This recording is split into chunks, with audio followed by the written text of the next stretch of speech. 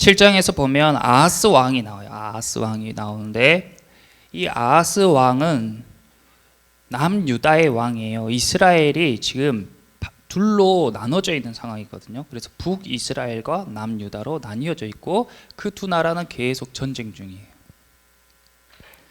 근데 이 아하스 왕이 다스리던 시기에 이 북이스라엘과 그 바로 옆에 있던 아람이라는 나라가 있었는데 이 세 나라가 크기가 비슷해요. 힘도 비슷하고. 그런데 그 위에 점점 거대해지는 아수르라는 나라가 계속해서 이 북이스라엘과 아람을 위협하기 시작하는 거예요. 그러니까 위기감을 느낀 이 북이스라엘과 아람이 서로 손을 잡고 아수르에 대항하자고 이야기했고, 남유다의 아하스 왕에게도 너희도 우리와 힘을 함께 하자고 했어요. 그런데 이 남유다 왕은 이 아수르와 직접적으로 닿아 있는 나라가 아니었기 때문에 괜히 손잡았다가 자기들까지 눈밖에 날 필요가 없잖아요. 그래서 거절했습니다. 그랬더니 이 북이스라엘과 아람 왕이 이 아하스가 자신들과 한편이 안 되니까 위쪽에 아수르와 싸우면서 아래쪽에 또 남유다가 자신들을 공격할 수 있잖아요. 그러니까 힘이 약한 남유다를 우리가 먼저 공격해버리자 하고 둘이 연합하게 된 거예요. 그래서 오늘 7장에 보시면 7장 1절에 우시아의 손자요 요담의 아들인 유다의 아하스 왕 때에 아람의 르신 왕 르말리아의 아들 이스라엘의 베가 왕이 올라와서 예루살렘을 쳤으나 능히 이기지 못하니라. 그러니까 이 둘이 연합해서 예루살렘을 공격했어요. 다행히 예루살렘이 함락되진 않았는데 그 다음 2절 보시면 어떤 사람이 다윗의 집에 알려 이르되 아람이 에브라임과 동맹하였다 하였으므로 왕의 마음과 그의 백성의 마음이 어떻게 됐어요? 숲이 바람에 흔들림 같이 흔들렸더라. 다행히 예루살렘이 무너지진 않았어요. 여기에서 나온 에브라임은 북이스라엘의 다른 명칭인데 예루살렘이 함락되진 않았지만 또 언제 공격해 올지 몰라서 마음이 숲이 바람에 흔들림 같이 흔들렸던 거예요. 마음이 막 흔들려. 큰 일을 앞두고 마음이 흔들려. 그럴 때 어떻게 행동하느냐. 오늘 주제가 뭐냐면 이 아하스의 신앙이 오늘의 주제입니다. 아하스와 같이 신앙생활을 하면 안 된다. 아하스 왕은 하나님을 섬기고 하나님을 믿는다고 스스로 이야기하는 사람이었습니다. 그런데 큰 위기가 닥쳤잖아요. 평화로울 땐 괜찮은데 나에게 지금 큰 일이 닥쳤잖아요. 그러니까 마음이 흔들려. 평정심을 유지하기가 힘들고 멘탈이 막 흔들린단 말이에요. 이럴 때 어떻게 하느냐? 이럴 때 어떻게 하느냐가 그 사람의 신앙의 척도를 나타내는 거예요. 아하스 왕은 어떻게 했냐? 이때에 이사야 선지자가 다행히 아하스에게 찾아왔어요. 이사야는 이 시대에 이 남유다의 목사님이면서 전도사님 같은 존재잖아요. 그러니까 마음이 흔들려하는 성도를 보고 찾아간 거예요. 그래서 무엇이라고 권면했냐면 무엇이라고 권면했어요? 그 마음이 흔들리는 아하스에게 무엇이라고 권면했냐면 하나님께 징조를 구하라고 권면했습니다. 아하스에게 하나님께 징조를 구해라. 어떤 징조냐면 너의 나라가 안전할 것에 대한, 하나님이 너를 지켜주실 것에 대한 징조를 구하라 그랬어요. 7장 11절에 너는 내 하나님 여호와께 한 징조를 구하되 깊은 데에서든지 높은 데에서든지 구하라 이랬어요. 그런데 이때 아하스가 대답이 어땠습니까? 아하스의 대답이 12절에 아하스가 이르되 나는 구하지 아니하겠나이다. 나는 여호와를 시험하지 아니하겠나이다. 얼핏 보면 굉장히 신앙심이 좋아 보인단 말이에요. 나는 하나님을 시험하지 않을 거예요. 나는 하나님께 징조를 구하지 않을 거예요. 왜냐하면 저는 하나님을 믿거든요. 입으로는 이렇게 말하는데 마음은 지금 어때요? 마음은 내일이라도 적군이 쳐들어오면 어떡하지? 우리나라 망할 것 같은데 마음은 막 흔들리고 있는 상태예요. 여러분 어때요? 여러분 신앙생활 하면서 전 예수님 믿습니다. 저 하나님께서 저와 함께 해주신 것을 믿습니다. 말은 하지만 여러분들 앞에 막상 큰일이 닥쳤을 때, 여러분 마음이 흔들릴 때 하나님 앞에 나아가서 하나님께 구하는 그런 믿음을 가진 사람입니까? 아니면 아하스처럼 아니요, 저는 구하진 않을게요. 징조를 구하라는 것은 하나님 앞에 기도하라는 뜻이에요. 하나님께 물으라는 거예요. 근데 묻질 않는 거예요. 징조를 안 구하겠대요. 그렇다고 해서 이 아하스가 그러면 참 신실하게 하나님의 백성으로서 멋지게 이 위기를 잘 넘겼냐? 그렇지 않습니다. 그럼 이 아하스는 어떻게 행동했냐? 성경 앞으로 잠깐만 넘어가 볼게요. 열왕기하. 이 아하스가 어떻게 행동했는지 한번 봐볼게요. 열왕기하 16장.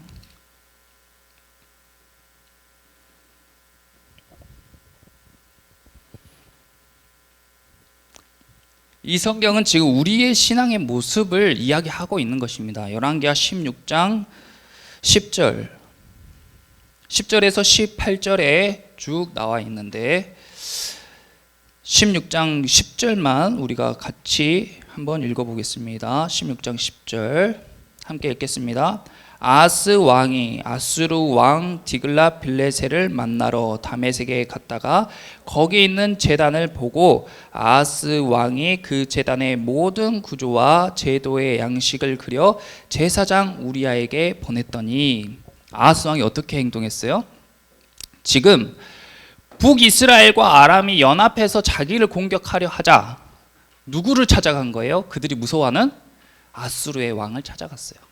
그래서 이 아하스가 생각하기로 북이스라엘과 아람과 손잡느니 차라리 지금 한참 뜨고 있는, 지금 잘 나가는 아수르 왕과 손을 잡아서 저들을 무찔러 버려야겠다. 그래서 아수르 왕을 찾아갔어요. 디글랏빌레셋을 만났어요. 근데 거기를 갔더니 거기에 막 도시가 으리으리하고 하나님의 정과 비교도 안 되는 엄청나게 큰 우상 신전이 있고, 거기에 있는 제사장들을 참 멋지게 옷도 입고, 그런 걸 보니까 마음이 확 뺏겨버린 거예요. 그래가지고 어떻게 했냐, 그 제사장 우리아에게 야야야 여기 대박이다, 이러니까 아수르가 잘 되지, 빨리 여기 제 모든 구도의 제도의 양식을 그려. 그래서 우리나라에 가서도 이렇게 하자, 그리라고 했어요. 나라로 가서 바로 그것을 하기 시작했는데, 원래 있던 하나님을 섬기던 것들을 싹 치워버리고 잘 나가는 아수르의 제단 양식을 다 가지고 와서 나라에다가 설치하는 거예요. 14절에 보시면 여호와의 앞 곧 성전 앞에 있던 놋 제단을 새 제단과 여호와의 성전 사이에서 옮겨다가 그 제단 북쪽에 그것을 두니라. 이 놋 제단이라는 것은 동으로 만든 제단이에요.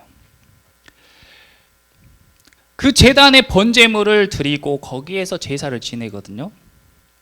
그런데 그 놋 제단, 원래 놋 제단이 있던 그 자리에 새 제단, 금으로 번쩍번쩍하고 크기도 크고 멋있는 제단을 그 옆에 딱 둔 거예요. 그래가지고 15절 보시면 어떻게 했냐면, 아하스 왕이 제사장 우리아에게 명령하여 이르되 아침 번제물과 저녁 소제물과 왕의 번제물과 그 소제물과 모든 국민의 번제물과 그 소제물과 전제물을 다 이 큰 제단 위에다가 불사르고, 또 번제물의 피와 다른 제물의 피를 다 그 위에다가 뿌리라. 기존에 하나님의 제단에서 했던 것들을 다 새 제단으로 옮겨라. 거기에서 제사 드리고 예배 드리는 게 훨씬 유익하다. 우리도 아수르처럼 될 수 있다. 그리고 그 뒤에 오직 놋 제단은 언제만 쓰는 거예요? 내가 주께 여쭐 일에만 쓰게 하라. 우리들의 신앙이 이렇지 않냐 그 말이에요. 여러분의 관심과 평소에 여러분의 삶의 모습이, 나는 하나님을 믿는 사람이라고 매주 이렇게 교회에 나와 앉아 있지만 여러분들의 생각과 마음이 어디를 향해 있냐고요. 서울에 있지 않아요? 미국에 있지 않아요? 그런 문화를 동경하지 않습니까? 강남에 있는 공부 잘하는 친구들, 서울대 나와서 대기업에 취업한 사람들, 그 사람들을 보고 와 걔네 어떡하지? 우리도 거기 쫓아가야 되는데 마음이 막 흔들려. 고3 안 그래요? 취업해야 되는데, 진학해야 되는데, 저 서울에서 공부한 애들은 우리랑 비교도 안 돼. 나도 그나마 따라가려면 잠도 안 자고, 밥 먹는 시간도 줄이고, 예배하는 시간 당연히 줄이고, 교회에 나오는 시간 줄이고, 자기 앞에 큰일이 닥치면 여러분들이 시간이 부족하고 바쁘다고 느껴질 때 무슨 시간부터 줄여요? 내가 바쁘고 내 마음이 흔들릴 때에 내 영혼을 위한 시간을 확보합니까? 아니면 가장 먼저 영혼을 위한 시간을 빼버립니까? 생각해 보세요. 여러분이 하나님의 백성이라고, 성도라고, 그리스도인이라고 말은 잘하면서 겸손한 척, 아니요, 저는 그런 일로 하나님께 구하지 않을게요. 기도하지 않을게요. 제 유익을 위해서 하나님께 구하지 않을게요. 겸손한 척 하면서, 겸양을 떨면서, 머릿속에는 온통 공부 생각, 경쟁하는 친구를 이길 생각, 진학 생각, 취업할 생각, 잘 먹고 잘 살 생각, 그런 것들로 가득 차 있으면서 껍데기만 그리스도인, 껍데기만 하나님을 믿는 백성이라고. 아하스처럼. 아하스 왕이 꼭 그랬어요.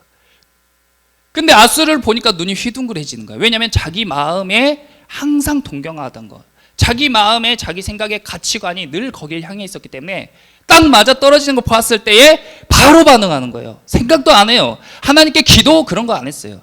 야, 제사장 빨리 이거야. 바로 내가 찾던 게 바로 이거야. 다 그려. 바로 우리나라에 도입해.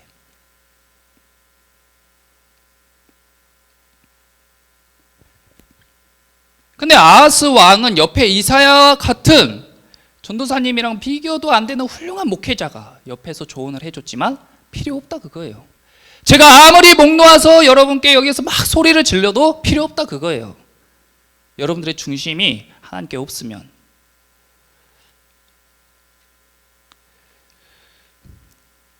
자, 이사야서로 다시 돌아가 볼게요. 이사야서 1장에서 5장은 이사야 전체의 내용을 요약해 놓은 서론 또는 줄거리와 같다고 했어요. 이사야서 1장으로 한번 가볼게요. 그래서 우리가 이 이사야서 1장에서 5장에 나눴던 그 이야기들을 잘 생각하면서 앞으로 이사야서를 계속 봐야 되는 거예요. 하나님께서 경고했죠. 그리고 1장에 쓰여진 내용은 이미 이스라엘이 이렇게 된 것을 우리가 다 알고 있는 이후에 보는 거예요. 근데 하나님과의 언약이 파괴돼서, 하나님과의 언약이 깨져서 이스라엘이 심판을 받았고, 그래서 완전히 다 타버린 포도원과 같이 된 이스라엘 가운데에 여호와의 싹이, 거룩한 씨가 이 땅에 그루터기가 남아서 다시 그 땅을 회복시킨다. 그 내용이 계속 반복되고 있었잖아요. 아하스도 계속 들었던 이야기고 자기도 잘 알고 있었어요. 근데 하나 모르는 게 뭐였냐면 자기가 그 타버릴 나무라는 걸 몰랐던 거예요. 자기가 여호와의 싹인 줄 알고 있었어. 자기가 거룩한 씨인 줄 알고 있었어. 근데 막상 신앙을 탁 위기가 닥쳐오니, 포도원에 불길이 타오르니 자기가 그 불에 탈 나무였다 그거예요. 1장 4절, 이사야서 1장 4절 보세요. 이스라엘의 결과죠. 슬프다 범죄한 나라요, 허물진 백성이요, 행악의 종자요, 행위가 부패한 자식이로다. 왜 이렇게 됐어요? 이스라엘이 왜 이렇게 됐어요? 그들이 여호와를 버리며 이스라엘의 거룩하신 이를 어떻게 여겼어요? 만홀히 여겨 멀리하고 물러갔도다. 자, 여기 만홀이란 단어에 제가 전에 동그라미 하라고 했는데 안 돼 있으신 분은 또 해보세요. 만홀히 여겼다는 거예요. 여러분들 지금 하나님을 만홀히 여기고 있지 않습니까? 교회에 오면 항상 회개하라고 해요. 뭘 기도합니까? 회개하라고 해요. 우리가 죄인이니까. 예수님이 이 땅 가운데 오셔서 처음 사역하실 때 사람들 향해서 뭐라고 했냐면 회개하라, 천국이 가까웠느니라. 회개하라고 해요. 근데 여러분들 딱 생각하기에 회개할 거리가 잘 생각이 안 난단 말이에요. 왜냐하면 다들 자기 기준에 자기가 의인이기 때문에.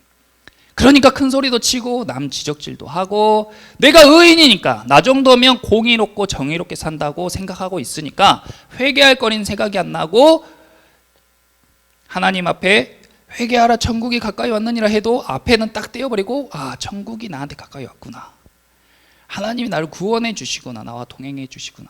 근데 왜 내 삶 가운데 이런 거 해달라고 기도했는데 왜 안 들어주시지? 이런 것만 신앙생활을 하면서 생각한단 말이에요.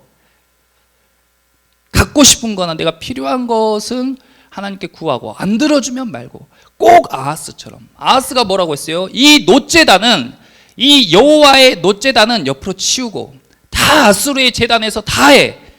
내 시간 다 보내. 거기에서 선진 문명이라 생각하는 그곳에 다 보내. 스마트폰에 다 보내고, 공부하는데 다 보내고, 학교에서 다 보내고, 친구들이랑 다 보내. 그리고 오직 여호와는 언제 찾냐면 내가 죽게 물을 일이 있을 때만 찾는 거야. 여러분은 언제 하나님을 찾으세요? 꼭 아하스처럼 뭔 일 있을 때만, 아주 가끔, 아니면 다 까맣게 잊고 살고. 만홀히 여긴다는 것은 관심을 두지 않고 소홀히 여긴다는 거예요. 여러분들 평소에 하나님에 대한 관심이 어느 정도 있어요? 언제 하나님 생각하십니까?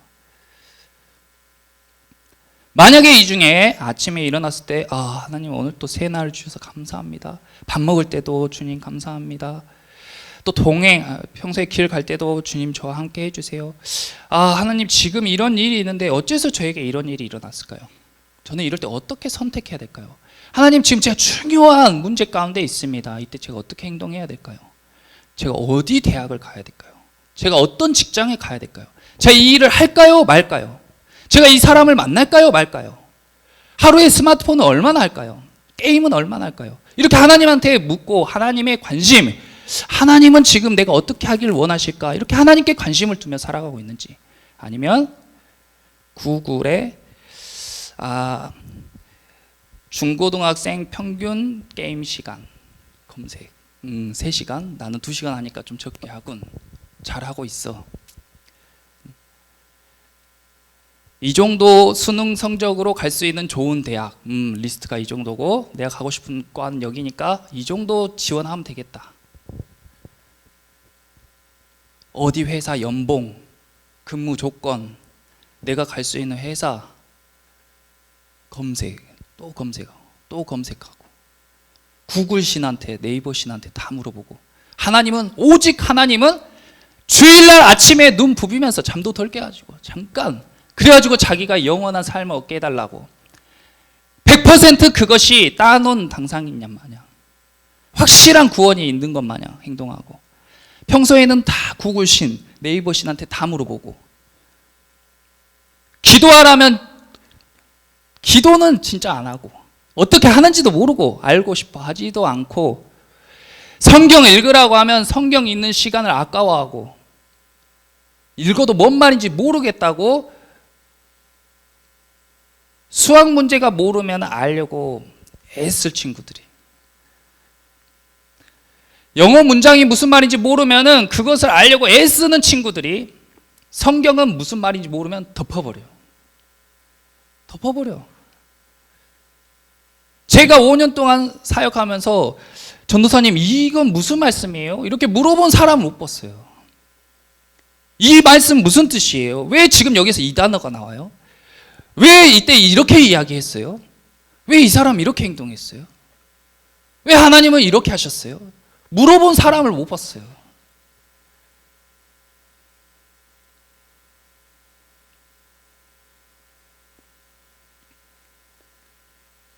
그런데 이사야는, 지난주에 우리가 이사야를 나눴는데 이사야는 어떻게 했어요? 이사야는 하나님 앞에 기도하니까 환상 중에 천사들도 보고 하나님의 보좌를 딱 봤어요.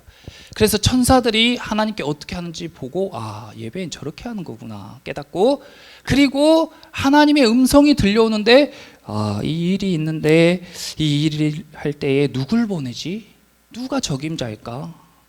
지금 보내야 되는데, 그 음성을 딱 들었을 때 반응이, 주님 제가 여기 있습니다, 저를 써주세요 하고 반응하는 것이 이사야의 반응이에요. 아하스는 아하스는 이제 적군이 한 번 공격했다가 한 대 얻어맞고 이러다 나라 망하면 어떡해, 나부터 죽일 텐데. 이사야가 옆에서 하나님께 기도해 보세요. 지금 저 기도할 기분 아니에요. 그런 걸로 기도하는 거 아니에요. 그래가지고 아수르로 가가지고 바로 아수르의 신 다 데리고 오고. 그런 신은 여러분이 만약에 바쁘고 쫓기고 초조하면 그럴 때일수록 여러분들의 영혼에 유익을 주는 그런 일들을 없애버리는 게 아니라 더 힘껏 여러분들이 그런 것들을 취해야 할 줄 믿습니다. 바쁘면 더 기도의 시간을 확보하고, 시간이 없으면 더 힘써 말씀 읽기를 힘쓰고, 여러분들의 실력이 여러분들이 투자하는 시간과 그 양에 비례하지 않는 거예요. 여러분들이 10시간 열심히 공부에 매달리는 것보다 하나님 앞에 1시간 기도하고 3, 4시간 공부할 때에 하나님께서 더 큰 깨달음을 주시고 여러분들의 공부도, 여러분들의 삶도 더 질이 높아질 수 있게 해주실 줄 믿습니다. 그렇게 되는 거예요. 만약 물리적인 시간의 양이 실력을 결정한다면 세상은 이미 순위가 다 결정되어 있죠. 그런데 그렇지 않다는 걸 여러분이 잘 알잖아요. 타고난 머리가 중요한 것도 아니고, 양이 중요한 것도 아니고, 선생님이 중요한 것도 아니고, 천지의 주제이신, 하늘과 땅을 지으신, 이 세상을 이미 다 계획하고 운행하고 계시는 하나님의 일하심이 가장 중요한 것인 줄 믿으시기 바랍니다. 그래서 확실히 믿는다면 기도하는 데 투자할 수 있죠. 스마트폰을 잠깐 끄고 기도하는데, 여러분들이 만약에 지금 바쁘고 마음이 초조하다면 여러분들이 가장 먼저 해야 될 일은 교회에 나오는 시간과 기도하는 시간을 없앨 것이 아니라 여러분들이 핸드폰 보는 시간을 없애야 돼요. 잠깐 보는데요, 전도사님 저 잠깐 보는데요, 잠깐 보는 그 시간을 줄여야 돼요. 여러분들은 안 가봤겠지만 카지노라고 있어요. 카지노, 합법적인 도박장.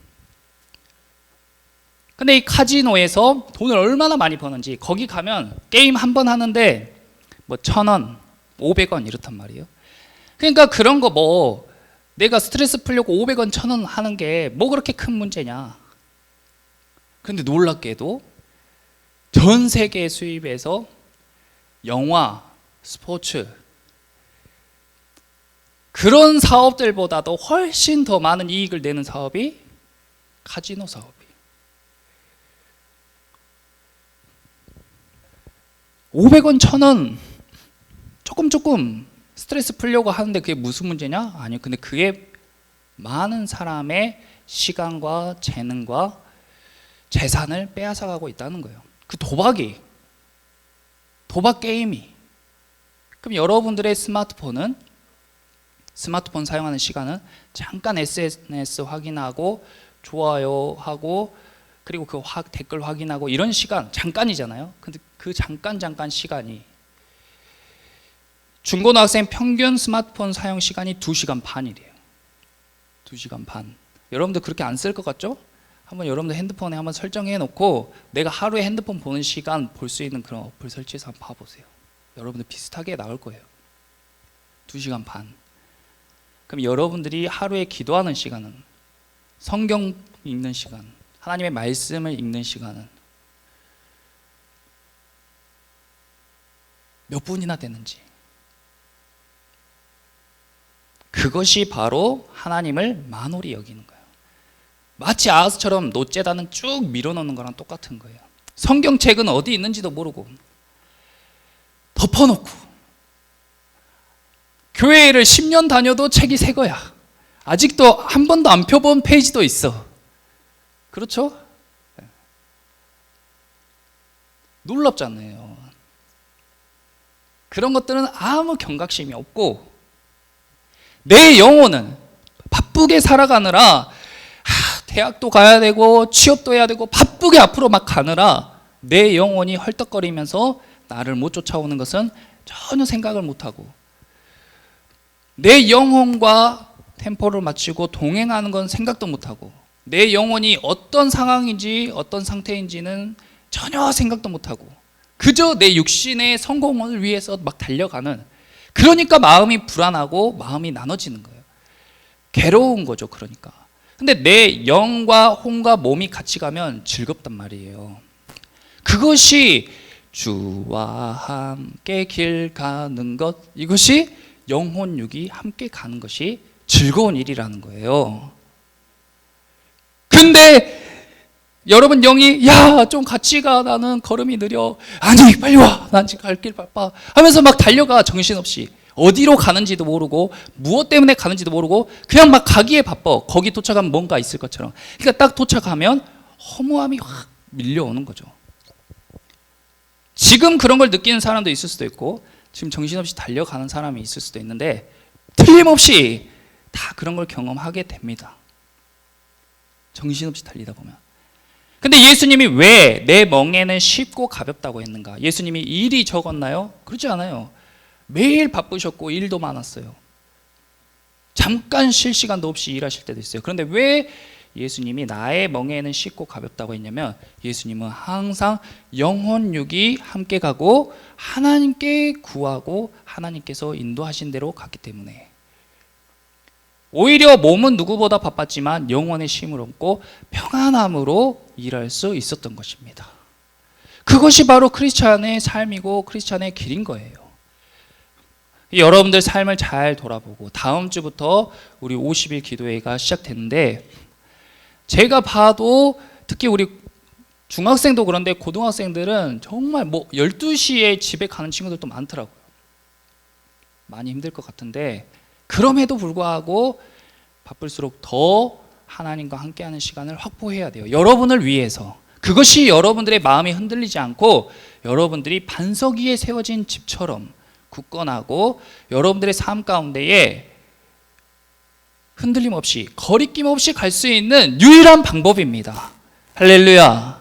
그러므로 바쁠수록 한 줄이라도, 매일 한 줄이라도 말씀을 읽는 시간을 확보하고, 잠깐 기도해도 괜찮아요. 잠깐 기도해도 괜찮으니까 기도하는 시간을 확보하고 하나님께 물으세요. 징조를 구하세요. 마음이 흔들릴 때 하나님께 징조를 구하세요. 하나님, 제가 지금 이거 해도 괜찮을까요? 괜찮다면 저에게 확신을 주세요. 사인을 주세요. 구하지 않은 사람에게는 우연히 일어난 일일 수도 있고 스쳐 지나가는 일일 수도 있는데, 구하는 사람에게는 하나님의 응답이 될 줄 믿습니다. 부모님의 한마디, 친구의 행동 하나가 스쳐 지나갈 수 있는데, 기도로 구한 사람들에게는 그런 게 하나님의 사인이고 응답이 되는 거예요. 그러니까 즐겁고 기쁘고 걱정이 안 되는 거예요. 일이 있으면 하나님께 구하고 하나님이 인도하시는 대로 가면 되니까. 바쁜 일상을 살아가는 여러분들에게 꼭 필요한 것이 바로 하나님의 말씀이고 하나님과 기도하는 시간인 줄 믿습니다. 올해부터 우리 마가의 다락방 기도회, 우리 토파즈는 토요일 8시에 기도해요. 그런데 에스더가 처음으로 어제 인도를 했는데 참 잘했다고 제가 들었습니다. 쉽지 않은 거지만 분명히 에스더에게 큰 유익이 있을 것이고, 그 시간에 에스더와 함께 기도하는 친구들과 선생님들에게도 큰 유익이 있을 줄 믿습니다. 그것을 예민한 민감한 영감으로 그것을 느끼고 경험하고 그렇게 살아갈 때에 신앙생활이 즐거운 거예요. 이 시간이 막 지루하고 억지로 오는 시간이 아니라 막 기대가 되고 유익하고, 어떤 시간보다 유익하고, 아 정말 이렇게 신앙생활을 하는 거구나, 주님과 동행하는 거 이런 거구나 하고 여러분들이 경험하게 될 것입니다. 반드시 그렇게 될 줄 믿고, 여러분들 우리 이번 50일 기도회는 토파즈가 2층에서 모여서 함께 기도할 거예요. 시간을 내어서 여러분들이 결단하고 함께 기도하고 하나님의 살아계심을 경험하는 저와 여러분이 되기를 예수님의 이름으로 기도합니다. 기도하겠습니다. 주님 감사합니다. 아하스는 하나님을 믿는다고, 하나님을 섬긴다고 살아갔던 사람이지만 정작 진짜 신앙이 필요할 때에, 하나님을 찾아야 할 때에 아수르의 손을 잡았습니다. 하나님, 문제의 때, 위기의 때에 하나님의 손을 잡을 수 있는 사람은 준비된 사람인 줄 믿습니다. 아버지, 우리 토파즈 학생들과 선생님 준비된 사람들이 되게 하여 주시옵시고, 아버지, 하나님의 때에 여호와의 날에 땅을 치며 후회하는 사람들이 아니라 까맣게 타버린, 죄가 돼버린 도시를 다시 일으켜 세울, 낭망하고 낙심하고 흔들리는 사람들을 다시 일으킬 수 있는 여호와의 싹과 같은 거룩한 씨와 같은 이 땅의 그루터기가 되는 사람들이 될 수 있도록 주님 함께하여 주시옵소서. 바쁠수록 더 기도의 시간을 확보하고, 바쁠수록 더 하나님의 말씀에 귀를 기울일 수 있는, 하나님의 말씀이 읽는 것에 힘써 필사도 하고 통독도 할 수 있는 그러한 저희가 될 수 있도록 주님 역사하여 주시옵소서. 하나님께서 우리에게 주신 큰 축복, 말씀과 기도의 시간을 감사함으로, 그리고 우리가 살아가면서 정신없이 살아가는 것이 아니라 우리의 영혼, 육이 함께 걸어갈 수 있는 그러한 여유로운 삶, 예수님과 동행하는 삶을 살 수 있도록 주님 역사하여 주시옵소서. 아버지, 우리 학생들의 바쁜 일정 가운데에 쉼을 주시옵시고, 아버지, 생각과 마음이 흔들리지 않게 붙잡아 주시옵시며 늘 하나님을 경외하는 마음으로, 지금까지 혹 하나님을 만홀히 여겼다면 이제라도 하나님께 관심을 둘 수 있는 그런 토파지가 될 수 있도록 주님 역사하여 주시옵소서. 성령님과 동행하는 토파지가 되게 하실 것을 기대하며 감사드리며 거룩하신 예수님의 이름으로 기도하였습니다. 아멘.